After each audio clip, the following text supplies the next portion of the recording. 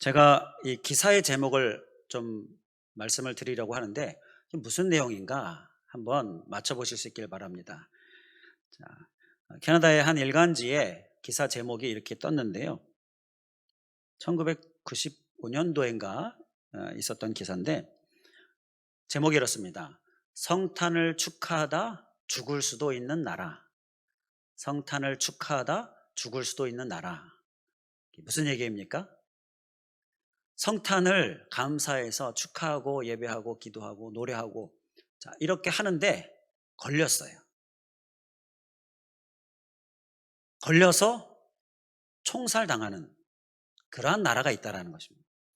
사형이 언도되어지고 또 좀 약하면 감옥에 갇히고 투옥되고 실제로 사우디아라비아에서 성탄을 축하한다라고 해가지고 걸렸는데 추방을 당하는 일이 있기도 하고요. 그리고 우리와 가까운 북한 어떻습니까? 이 신앙의 자유가 없습니다. 하나님 믿으면 큰일 납니다. 걸렸다, 예배하나 기도나 또 말씀보다 걸렸다, 가지고 있는 것만도 걸렸다 그러면 투옥되고 사형당하고 이렇게 죽임을 당하는 나라가 또 북한이고요. 성탄이 우리에게 큰 기쁨이지만 모든 나라에게 그렇지는 않다라는 거예요. 이렇게 걸리면 죽는 나라도 있다라는 그 기사의 내용입니다. 제가 그 북한의 개성 공업지구가 있었잖아요. 개성공단. 지금은 뭐 막혀 있지만 예전에 한참 활발하게 서로 왕래가 있었을 때 제가 기회가 돼서 그곳을 간 적이 있었어요. 관광 차원에서 간 적이 있었는데 출입국 사무소를 지나서 조금 가다 보면 휴전선이 나오죠. 휴전선을 지나는데 깜짝 놀란 것은요. 휴전선을 보면서 이렇게 주위를 들어벙거리면서 들을 보고 산을 보는데 들에 숲이 없고요. 산에 나무가 없는 거예요. 황량하고 황폐한 그런 땅을 볼 수가 있었습니다. 방금 전까지만 해도 이 휴전선 남쪽 우리나라 땅 숲이 우거지고 나무가 울창하고 그랬는데 휴전선을 넘자마자 황량하고 황폐하고 그것을 보면서 제가 이렇게 좀 깨닫게 된 것은요. 하나님이 있는 나라와 없는 나라의 차이가 바로 이거구나. 그러한 깨달음이 있었습니다. 우리나라는 하나님이 있는 나라이죠. 하나님을 믿는 그 부분에 대하여서 자유롭게 하나님을 믿을 수 있게끔 되어 있어요. 그리고 100년 전 정말 열심히 하나님을 믿는 그러한 선조들에 의하여서 우리나라에 기독교에 놀라운 부흥이 일어났었고요. 또 함께 경제적으로도 놀라운 부흥이 일어났어요. 이러한 우리나라, 하나님이 공급해 주시고 하나님이 풍성하게 해주신 우리나라와 북한, 하나님이 없는 나라, 없는 곳. 자, 그 하나님이 없는 곳에 그 황폐함, 확연하게 차이가 있는 것을 볼 수가 있었습니다. 그러면서 더 기도해야 되겠구나. 저 북한 땅 가운데 하나님이 있는 곳이 되도록 그리고 이 우리나라 가운데에 하나님이 더 풍성한 곳이 되도록 기도해야 되겠구나 하는 그런 깨달음도 있었습니다. 우리도 더 힘써 기도해야 될 기도의 제목이 있는데요. 우리나라 하나님이 있는 나라예요. 그런데 안타까운 것은 자꾸 하나님을 밀어내려고 합니다. 나라가 밀어내려고 해요. 이 흐름이 자꾸 하나님을 밀어내려고 하는 그런 흐름들이 있고요. 그리고 심지어 그리스도인들 안에서도 이 하나님을 은근히 밀어내려고 하는 그러한 모습들. 교회 공동체 안에서도 열심히 우리가 기도해야 될 기도 제목입니다. 그렇게 되면 안 돼요. 하나님이 더 충만할 수 있도록 우리가 기도해야 되지 않겠습니까? 그래야 하나님의 공급과 하나님의 풍성함도 하나님의 부여함도 더 충만해지는 것이죠. 북한 땅을 위하여서는 우리가 힘써 기도해야 될 줄 믿습니다. 하나님이 있는 나라, 있는 곳이 되도록. 제가 자꾸 이 나라 하는데 이 나라라는 말 갖고도 이 거는 그러한 얘기들이 있어서 하나님이 있는 곳, 북한이 될 수 있도록 우리가 힘써 기도해야 됩니다. 특별히 성탄에 우리가 더 힘써 기도해야 될 것은 우리에게 하나님이 풍성하기를 위하여서, 우리 주님이 풍성하기를 위하여서 더 힘써 기도해야 될 줄 믿습니다. 한 아이가 성탄절 밤에, 이제 성탄절이 오기 전 밤에 꿈을 꿨습니다. 그런데 꿈에 예수님을 봤고요. 또 예수님과 함께 산타가 이렇게 같이 등장을 한 거예요. 예수님이 선물을 들고 등장하고요. 또 산타가 선물을 들고 등장하고요. 하나가 꿈에 예수님과 산타를 본 겁니다. 자, 그런데 이 아이가 누구를 선택했을까요? 누구에게 갔을까요? 산타에게 갔습니다. 가만히 보니까 예수님은 구원이라는 선물을 들고 있었어요. 그런데 산타는요, 선물로 황금을 들고 있었어요. 이 아이가 황금이 좋아서 황금을 주는 산타에게 간 겁니다. 이 성탄절 크리스마스는 주인이 누구입니까? 주인이 예수님이시죠. 우리에게 구원을 주시는 예수님을 주인공으로 우리가 기뻐하고 감사하고 축하하는 시간입니다. 그런데 이 산타의 주인공 자리를, 성탄절의 주인공 자리를 산타가 차지하고 있는 모양새이죠. 오늘날 보게 되면 그래요. 어떤 사람은 성탄절이 무슨 날인지도 모르는 사람도 있습니다. 예수님이 탄생한 날인 것 모르는 사람들까지 있어요. 산타가 주인공이 되어버리고 있는 이러한 모습. 왜죠? 자, 그것은 산타는 선물을 주잖아요.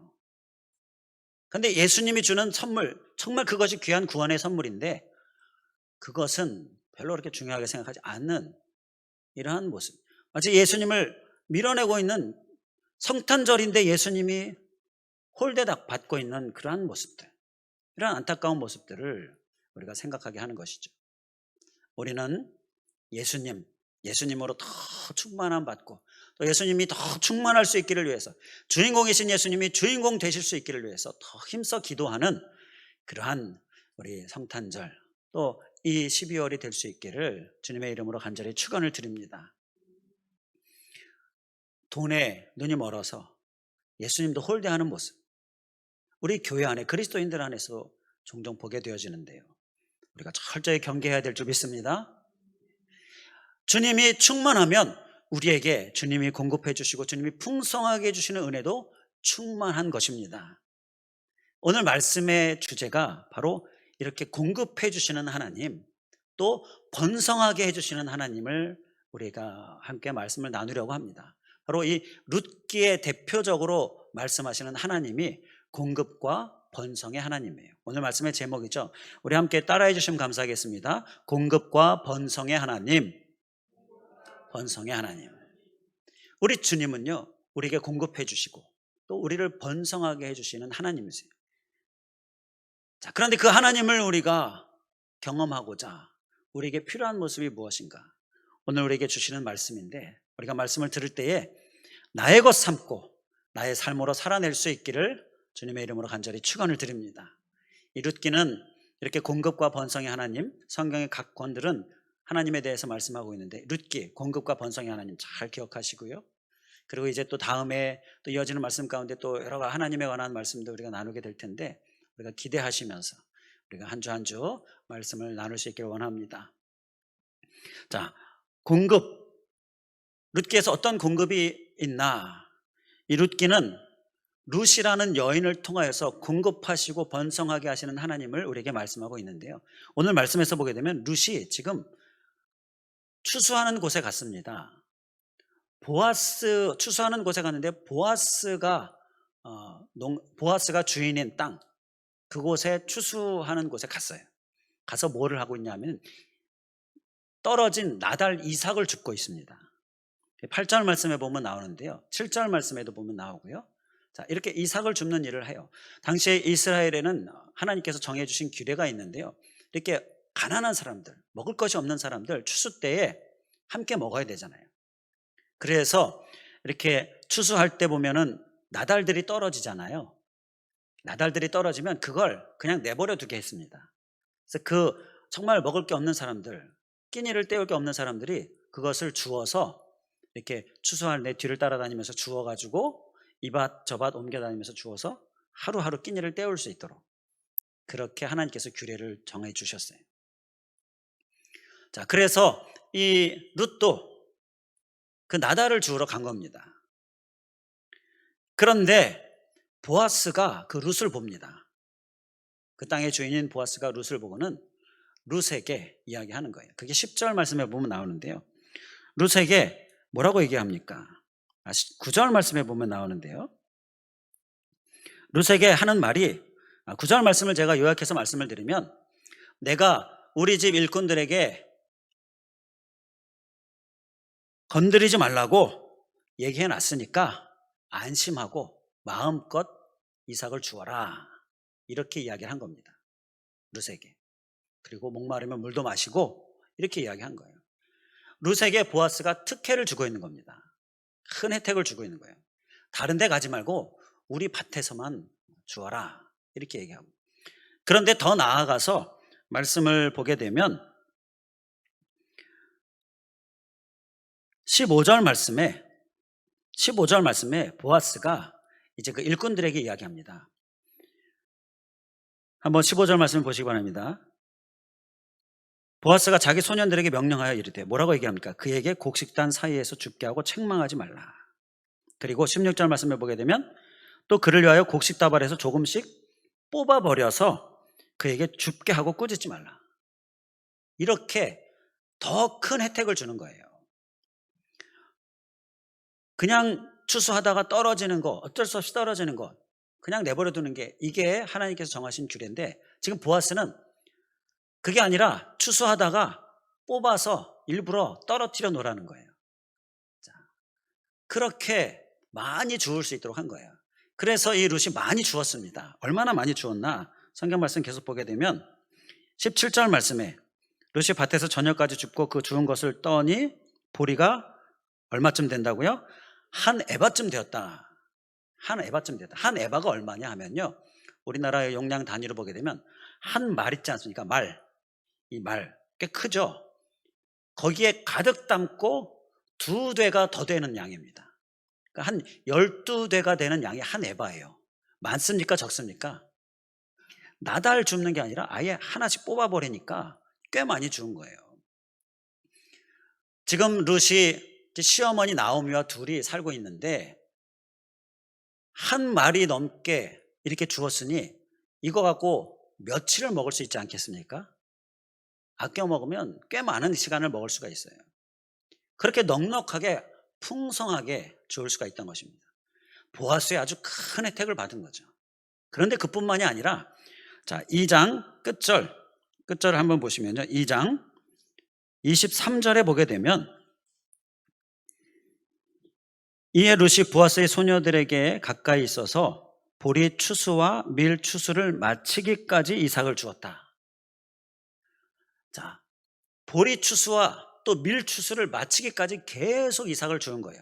제가 성경에 기록되어 있지는 않지만 제가 생각하기에는요, 이때 주운 곡식 가지고 다음 추수 때까지 다 먹을 수 있지 않았을까 싶습니다.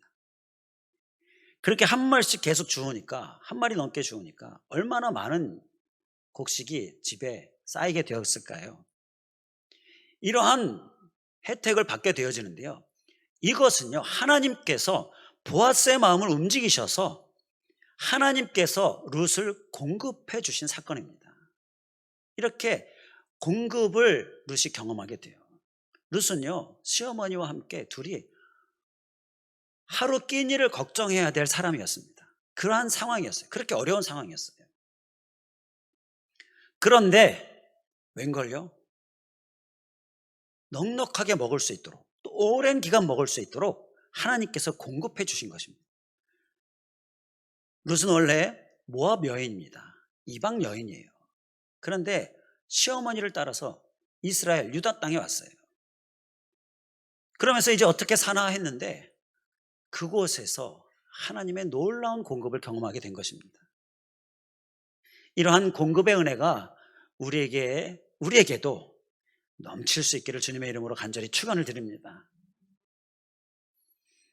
특히 지금 룻이 막막한, 정말 어떻게 살아야 할지 막막한 때에 하나님의 공급을 경험했잖아요. 우리가 막막할 때에 정말 이러한 하나님의 공급이 더 강하고 충만하게 경험될 수 있기를 다시 한번 주님의 이름으로 간절히 축원을 드립니다. 자, 이러한 공급함을 받은 룻이요, 번성의 은혜도 받게 되는데요. 번성하게 하시는 하나님. 자, 룻이 보아스와 결혼을 합니다. 보아스와 결혼을 하는데 결혼하고 나서 자녀를 낳아요. 그 자녀에 관한 말씀이 4장 17절에 보면 나옵니다. 4장 17절 말씀 우리 넘기셔서 한번 함께 보시겠습니다. 4장 17절. 4장 17절을 한번 보시면요, 아이를 낳았는데 아들을 낳아서 이름을 졌는데 이름을 뭐라고 짓습니까? 17절 후반부에 보게 되면 그의 이름을 오벳이라 짓습니다. 오벳. 자, 그런데 그 오벳이 누구냐? 설명을 보는데요, 그는 다윗의 아버지인 이새의 아버지였더라. 그러니까 족보가 어떻게 되는 거예요? 오벳을 낳았습니다, 룻이. 그런데 이 오벳이 누구를 낳았습니까? 이새를 낳은 거예요. 그리고 이 이새가 누구를 낳았습니까? 다윗을 낳은 거예요. 다윗이 누구입니까? 이스라엘의 왕이죠. 위대한 왕입니다. 이스라엘 역사상 가장 위대한 왕으로 다윗이에요. 바로 이 룻이 그 후손에 왕이 나온 겁니다. 후손의 번성이 룻에게 일어난 거예요. 다윗뿐입니까? 다윗이 아들을 낳았는데 그 아들이 이제 왕이 되는데 그 왕이 누굽니까? 왕이 된 아들, 다윗의 아들 솔로몬이죠. 솔로몬은 또 어떤 왕이에요? 가장 나라가 흥왕했었던 왕입니다. 가장 번성했었던 나라예요. 이러한 왕의 후손을 갖는 결국 그 후손이 예수 그리스도까지 이어지는데, 이러한 후손의 정말 영광, 이러한 번성, 이 룻에게 하나님께서 주셨다라는 것입니다. 이러한 번성이, 특별히 후손의 번성이 우리에게도 경험되어질 수 있기를 주님의 이름으로 간절히 축원을 드립니다. 이렇게 공급하심과 번성케 하여 주시는 하나님, 그것이 바로 이 룻기에 나온 하나님이에요. 이 룻의 집안은 사실 미안한 얘기지만 쫄딱 망한 집안입니다. 룻의 시어머니가 나오미죠. 나오미가 남편 엘리멜렉과 함께 사는 땅에 베들레헴에 흉년이 드니까 그 흉년을 피해서 모압 땅에 갑니다. 이방 나라 가죠. 그래서 모압 땅에서 잘 살기를 바랬는데 그만 모압 땅에서 엘리멜렉 남편이 죽어요. 그리고 또 두 아들이 있었는데 말련과 기련도 죽습니다. 결혼했는데 죽어요. 며느리는 다 봤는데. 이제 나오미와 그리고 두 며느리만 남은 거예요. 그 며느리가 이제 바로 룻이고, 또 한 며느리가 오르바라는 며느리, 이렇게 두 며느리가 남은 거예요. 그렇게 완전히 망한 집안인 겁니다. 그렇게 망하고 나서 이제 이스라엘로 돌아오는데, 이스라엘에 돌아올 때에 이 나오미가 한 말이 1장 21절에 보게 되면 내가 풍족하게 나갔다가 비어 돌아오게 되었다, 이렇게 얘기합니다. 빈털터리가 되었다라는 거예요. 자, 그러한 망한 집안에서 이 룻이 이제 살고 있는 거예요. 얼마나 힘들었겠습니까? 그런데 그 룻이 이러한 풍성한 공급과 번성의 은혜를 받게 되었다는 거예요. 우리가 망했다라고 할 정도로 정말 힘들 때에 우리는 공급과 번성의 하나님을 우리의 심령에 깊이 새기고 기억해내고 또 믿음으로 바라보면서 승리할 수 있기를 주님의 이름으로 간절히 축원을 드립니다. 분명히 하나님은 공급과 번성의 하나님이십니다. 이 믿음을 우리가 우리의 심령 가운데 깊이 새기고 굳게 서실 수 있기를 주님의 이름으로 간절히 축원을 드립니다. 자, 이 공급과 번성의 하나님을 경험하기 위해서 필요한 모습이 무엇인가? 이제 우리가 말씀의 본론을 보도록 하겠는데요. 먼저 공급을 위하여서는 우리가 룻을 보면 됩니다. 룻이 공급을 위하여 어떠한 모습을 가졌는가. 그리고 번성을 위하여서는 우리가 보아스를 보려고 하는데요. 보아스의 어떤 모습이 번성의 은혜를 가져왔는가. 우리가 이 두 사람의 모습을 나의 모습 삼아서 공급과 번성의 은혜가 우리에게도 있는 그 주인공 될 수 있기를 간절히 원합니다. 10절 말씀을 보게 되면 룻이 보아스에게 너무 보아스가 은혜를 주니까 내게 어떻게 이런 은혜를, 왜 이렇게 은혜를 주시는 것입니까? 라고 그렇게 물어요. 그 물음에 이제 11절 말씀, 룻기 2장을 다시 보시고요. 11절 말씀에서 보게 되면 보아스가 대답을 합니다. 뭐라고 대답을 하느냐? 제가 말씀을 간단하게 줄여서 설명을 드리면 이겁니다. 보아스가 룻에게 내가 너에게 이렇게 은혜를 베푸는 것, 혜택을 베푸는 것은 너에 대한 소문을 들었는데 네가 시어머니에게 하는 일, 그리고 이 타국에 와서 사는 삶, 이것에 관한 얘기를 내가 들었다. 그래서 은혜를 베푸는 거다라고 얘기합니다.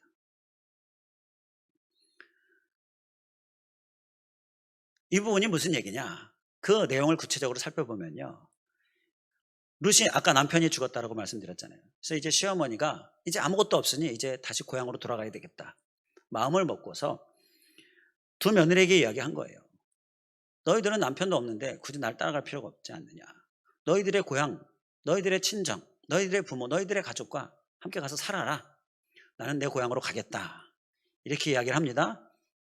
그런데 그 이야기에 오르반은, 다른 며느리 오르반은 갑니다.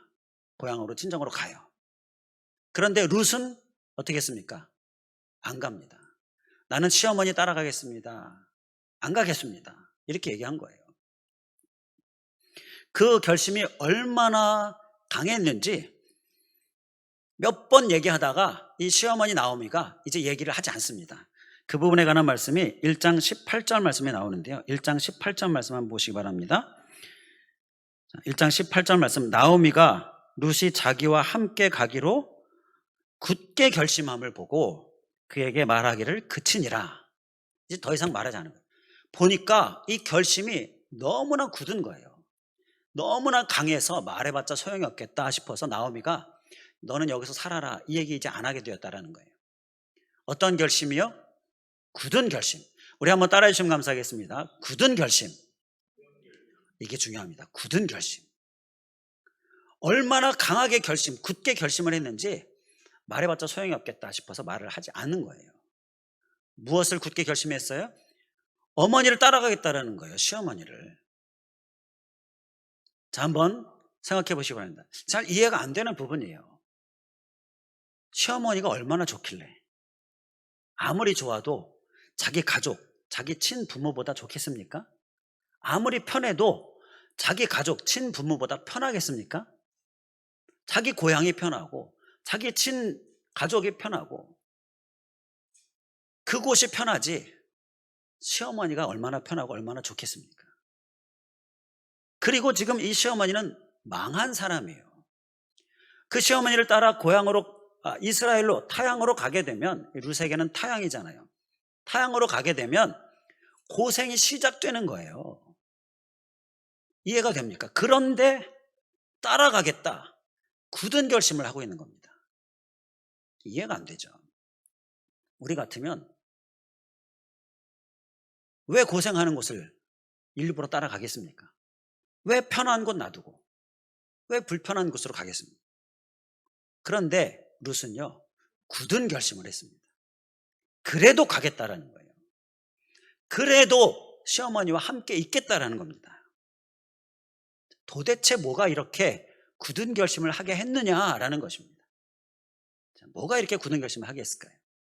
이것이 바로 공급의 하나님을 경험하기 위한 룻의 우리가 본받아야 될 모습이다라는 것입니다. 자, 우리 말씀을 보게 되면 1장 16절 말씀에 그 이유가 나옵니다. 16절 말씀, 우리 16절 말씀은 우리가 함께 한 목소리로 봉독하도록 하겠습니다. 룻의 고백이에요. 자, 16절 다 보셨습니까? 찾으셨습니까? 네, 우리 함께 한 목소리로 봉독하겠습니다. 룻이 이르되 내게 어머니를 떠나며 어머니를 따르지 말고 돌아가라. 강건하지 마옵소서. 어머니께서 가시는 곳에 나도 가고 어머니께서 머무시는 곳에서 나도 머물겠나이다. 어머니의 백성이 나의 백성이 되고 어머니 하나님이 나의 하나님이 되시리니. 바로 여기에서 나옵니다. 어머니의 하나님이 나의 하나님이 되시리니. 룻은요, 하나님을 선택한 것입니다. 고생스럽지만 편한 곳, 모압 땅, 가족, 친부모가 있는 그곳에 가면요, 모압은 우상, 이방신이 가득한 곳입니다. 하나님을 제대로 믿을 수가 없는 곳이에요. 그렇기 때문에 비록 편하고 좋지만 선택할 수가 없는 것입니다. 그곳을 선택하는 순간 신앙을 잃게 되는 거예요. 하나님을 잃게 되는 거예요. 룻은 그럴 수는 없다라는 거예요. 내가 비록 불편하고 힘들지만, 고생스럽지만 하나님을 잃고 싶지 않아서 하나님을 선택하고 있는 것입니다. 이것이 룻의 모습인 것입니다. 자, 이제 이해가 가시죠? 왜 하나님이 룻을 공급해 주시는가? 자, 우리 사람도 마찬가지인데요. 한번 입장 바꿔서 생각해 보겠습니다. 나를 선택하면 막 책임감이 생기지 않습니까? 책임감이 생기죠. 힘든데, 고생스러운데, 다른 모든 편한 거 좋은 거 다 마다하고 나를 선택했어요? 그러면 그를 보호하고자 하는 책임감이 생기는 것입니다. 이 사람도 그런데 하나님, 그 책임감이 정말 얼마나 생기시겠습니까? 룻에 대한 책임감. 그러니 공급하지 않으실 수가 없는 거예요. 풍성하게 공급해 주실 수밖에 없는 것입니다. 우리의 하나님의 공급하시는 하나님을 경험하기 위해서 우리에게 필요한 것은요, 바로 하나님을 선택하는 것입니다. 할렐루야. 우리의 모습 될 수 있기를 주님의 이름으로 간절히 축원을 드립니다. 그런데 이 하나님을 선택하는 것은요, 룻의 상황을 생각해야 되는 거예요. 지금 하나님을 선택하기 위해 룻이 무엇을 포기하고 있습니까? 편안함을 포기합니다. 안락함을 포기합니다. 고향을 포기해요. 친부모 가족을 포기합니다. 불편하고 힘들고 고생이 시작되는 시어머니와 함께 또 타향으로 가는 그 삶을 선택하는 거예요. 이거 그렇게 쉬운 일이 아닙니다. 아주 이러한 정말 굳은 결심. 내가 하나님은 절대 잃을 수 없다. 하나님은 절대 놓칠 수 없다. 라는 이러한 굳은 결심이 있어야 한다는 것입니다. 이 굳은 결심, 특히 이 코로나 상황 가운데 우리에게 정말 필요한 모습인 것입니다. 우리를 흔들고 자꾸 우리를 넘어뜨리려고 할 때에 굳은 결심이 없으면요, 흔들리다 넘어져요. 코로나가 우리를 흔들고 있어요. 예배를 흔들고 우리의 신앙을 흔들고 하나님 나라 확장, 전도, 이러한 모든 것들을 다 흔들고 있습니다. 흔들리면 되겠습니까? 그러다 넘어지면 되겠습니까? 굳은 결심이 우리에게 있어야 될 줄 믿습니다. 어떤 어려움 가운데도 하나님을 잃어서는 안 되고 하나님을 놓쳐서는 안 되고 하나님을 선택하는 모습, 이러한 굳은 모습, 우리의 모습 되어야 될 줄 믿습니다. 우리 본문 말씀 다시 들어가서 12절 말씀에서 보게 되면 보아스가 룻에게 하는 얘기예요. 여호와께서 내가 행한 일에 보답하시기를 원한다. 그리고 이스라엘의 하나님 여호와께서 그의 날개 아래 보호를 받으러 온 내게 온전한 상 주시기를 원한다.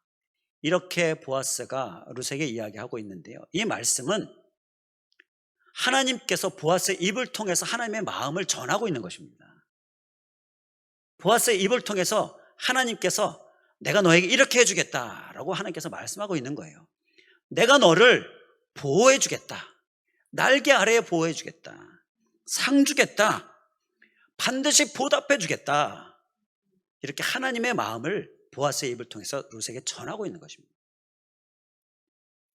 이것이 공급하시는 하나님이신데 그에 합당한 룻의 모습, 하나님을 선택하는 모습, 안락함과 모든 편안함을 다 내버리고 비록 고생스럽고 비록 힘들지만 무릅쓰고 하나님을 선택하는 모습, 이 모습이 우리의 모습 될 수 있기를 주님의 이름으로 간절히 축원을 드립니다. 이제 번성을 살펴보겠습니다. 번성은 우리 보아스를 통하여서 우리가 살펴볼 수가 있는데요, 보아스도 선택의 기로에 서게 됩니다. 룻이 어머니를 따라갈 것이냐 아니면 여기에 남을 것이냐, 이런 선택의 기로에서 어머니를 따라가기로 하나님을 선택하잖아요. 보아스도 선택해야 될 상황에 놓이게 됩니다. 어떤 선택이냐 하면요, 룻을 아내로 맞아들여야 될지 아니면 말아야 될지, 이걸 선택해야 될 상황이 돼요. 그런데 보아스는 어떤 선택을 합니까? 보아스는 룻을 자신의 아내로 맞아들입니다. 받아들여요, 아내로.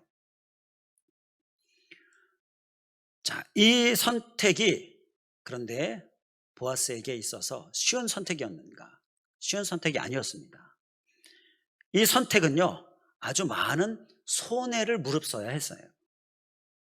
당시에 하나님께서 규례를 주신 것이 또 한 가지가 이 기업 물을 자라는 그런 규례가 있는데요, 이 무엇이냐면요, 이렇게 나오미와 룻처럼 집안에 남자가 없어요.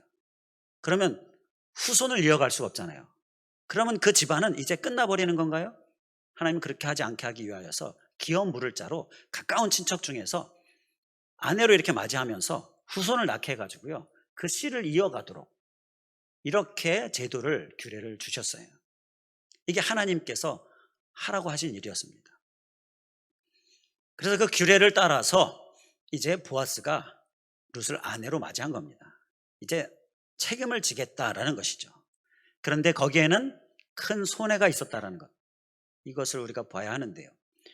자, 그 부분을 어디에서 찾을 수가 있느냐면요, 4장 6절에 보게 되면 손해에 관한 이야기가 나옵니다. 4장 6절 함께 또 보시겠습니다.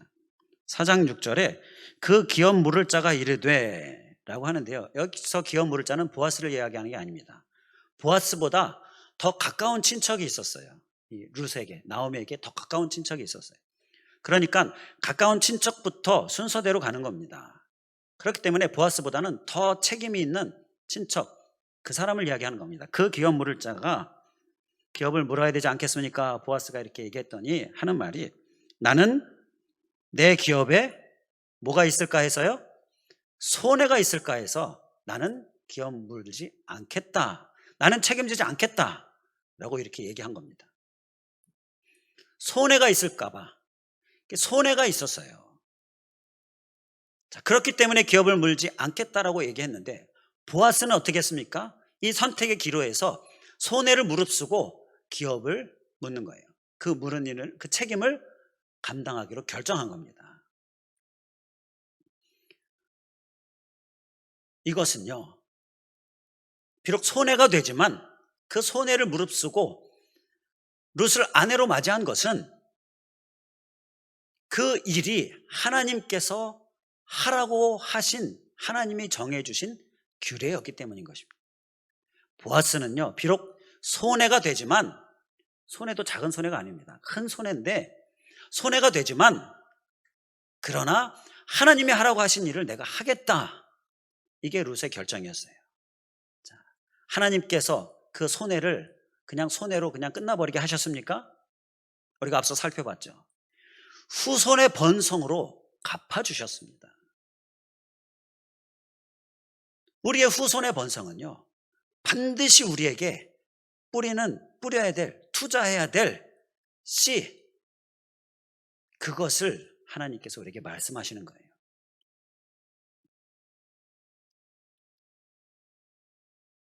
손해가 되지만 하나님이 하라고 하신 일, 하나님이 하라고 하신 일이 있는데 손해가 돼요?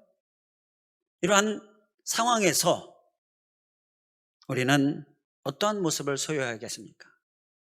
손해는 날지라도 손해를 무릅쓰고 하나님이 하라고 하셨기 때문에 하는 모습, 그러한 모습이 우리의 모습 되어야 될 줄 믿습니다.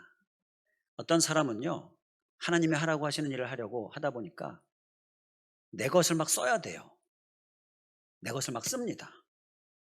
내 시간도 막 드리고요. 또 피해를 보는 일도 생겨요. 그런데 그것을 무릅쓰고 합니다. 왜요? 하나님이 하라고 하신 일이라. 그렇게 하나님이 하라고 하신 일을 더 하고자 힘쓰는 모습이에요. 번성은요, 바로 이렇게 하나님을 위해 손해를 무릅쓰는 그 모습 가운데에서 번성의 하나님을 경험하게 된다는 것입니다. 예수님이 그러셨잖아요. 예수님이 스스로가 낮아지셨습니다. 스스로가 희생을 선택하셨습니다.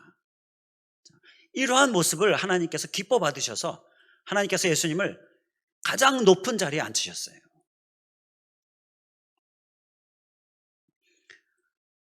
제가 둘째라 제게 어렸을 때 이 형성된 모습이 어떤 모습이냐면요, 이 손에 민감한 모습이 있습니다. 보통 둘째들이 그런 부분들이 있어요.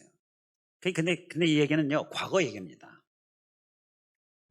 이 번성의 성경적인 방법을 깨닫고 그것을 살아내니까 하나님께서 막 공급해 주시는 은혜가 막 있게 되는 거예요. 이 신앙생활이 정말 재미있는 겁니다. 그러면서 제게 형성된 것이 무엇이냐면요, 손에 둔감해지게 됩니다. 손에 민감한 것이 아니라 손에 둔감해지게. 우리 그리스도인들은요, 손에 좀 둔감한 모습이 좀 필요하지 않을까 싶습니다. 이게 성경적인 모습이죠. 심지어 저는 요즘에는 어떤 정도로 좀 둔감하냐 하면요, 내가 줬는지 안 줬는지 기억이 잘 안 납니다. 또 얼마를 줬는지 기억이 잘 안 납니다.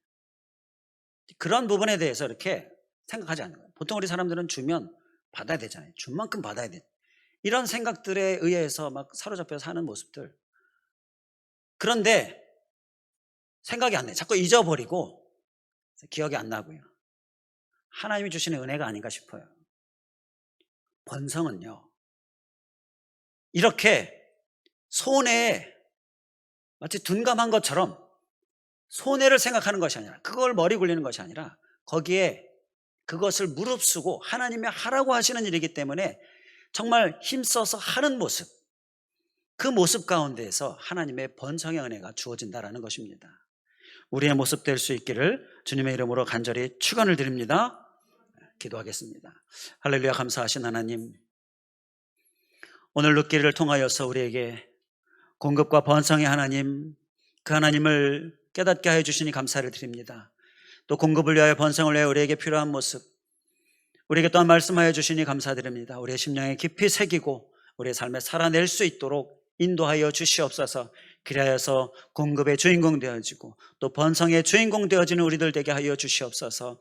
룻이 고생을 무릅쓰고 하나님을 선택했었던 것처럼 우리도 하나님을 선택할 수 있도록 주님 인도하여 주시옵소서. 이 코로나 상황에 특히 하나님을 더 굳게 붙들 수 있도록 인도하여 주시옵소서. 우리를 흔드는 상황에 흔들리지 않게 하여 주시고 더 하나님을 붙들고 오히려 더 하나님을 더 힘써 선택하면서 하나님께 나아가는 모습, 우리의 모습 될 수 있도록 인도하여 주시옵소서. 이 세상에 어떠한 유혹일지라도 어떠한 편안함일지라도 그것이 우리를 하나님을 더 멀어지게 하는 것이라면, 우리가 하나님을 놓치게 하고 하나님을 잃게 만드는 것이라면 우리가 과감하게 그 모든 것들을 무릅쓰고 하나님을 선택하고 하나님을 따라가는 모습, 우리의 모습 되게 하여 주시옵소서. 또한 아버지 하나님, 보아스를 통하여서 깨닫게 되어진 것처럼 우리가 번성을 위하여서 손해가 날지라도 하나님이 하라고 하신 일이라면 손해를 무릅쓰는 모습, 그렇게 하나님께서 하라고 하신 일을 힘써 행하는 모습, 우리의 모습 될 수 있도록 주님 인도하여 주시옵소서. 이 모습이 우리에게 정말 필요한데 우리는 손해에 민감하고 해받는 것에 민감하고 또 그래서 하나님의 일을 하지 않고 주저하는 모습, 이러한 연약한 모습이 우리에게 있음을 고백합니다. 주님, 무릅쓰게 하여 주시고 그리하여서 번성의 주인공 될 수 있도록 인도하여 주시옵소서. 간절히 간구하며 예수 그리스도의 이름으로 기도하옵나이다.